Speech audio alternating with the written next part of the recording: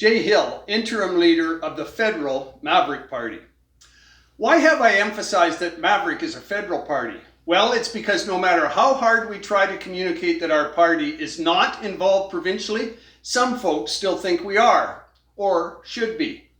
Today, I would like to revisit a scare tactic that keeps coming up again and again, mostly from conservatives, trying to frighten some of you into voting the way you always have in the past, rather than what you know in your heart is right.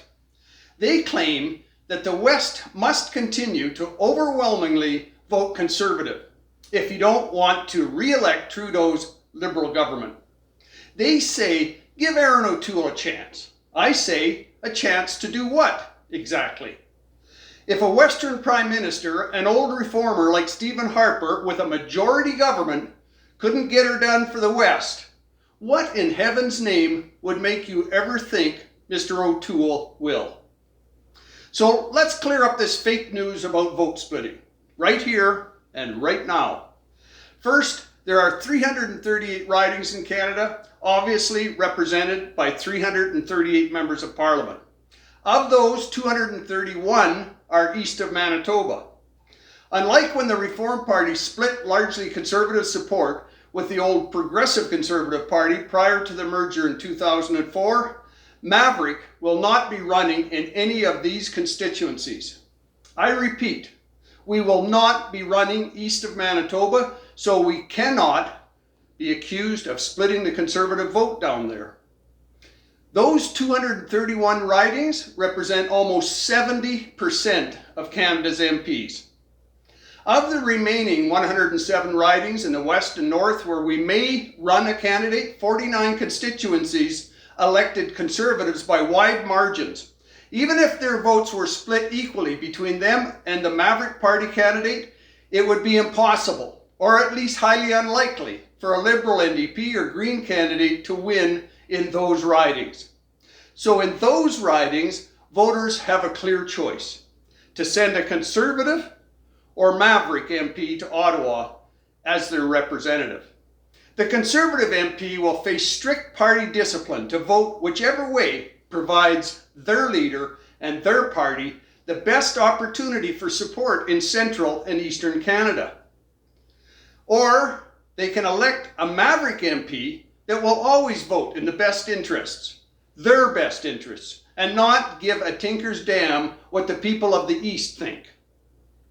Based on my experience, it is these ridings, primarily in Alberta and Saskatchewan, and mainly in the rural areas of the 4 Western provinces, where the Maverick message of freedom and fairness currently resonates the most. Given the infancy of the Maverick Party, it is in these ridings where we will have the greatest chance of success, and also where we intend to concentrate our limited resources. Ridings like my former constituency in northeastern British Columbia, a constituency I'm very familiar with, as those good people up there elected me 6 times between 1993 and 2008. In the most recent election in October of 2019, Bob Zimmer, the Conservative incumbent, was re-elected with almost 70% of the votes cast. A landslide win similar to the results I received. His closest competitors were the Liberal candidate, who got 11.6%, the NDP with 9.2%, and the Green with 6.3%. Therefore, even if a Maverick candidate were to split Bob's votes in half, whomever wins would still have more than a 23% margin of victory. Or to put it another way, Bob, or the Maverick, would still have a comfortable lead of almost 13,000 votes over the Liberal candidate.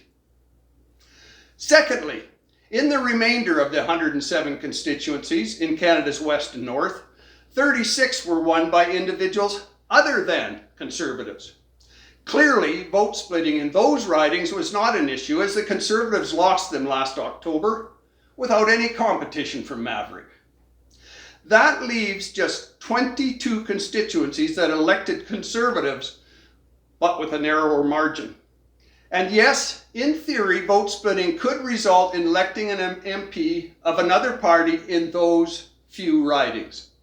But only if we run a candidate in those ridings, and only if we gather the necessary funds and volunteers to run a strong campaign there. Do you seriously believe that the outcome in 6.5% of the ridings could decide the next election? Don't let your vote be decided by this conservative campaign of fear. Next time, vote for what you know is right. Elect a Maverick MP that always will vote for you. And please remember to keep yourself and your family safe. Bye for now.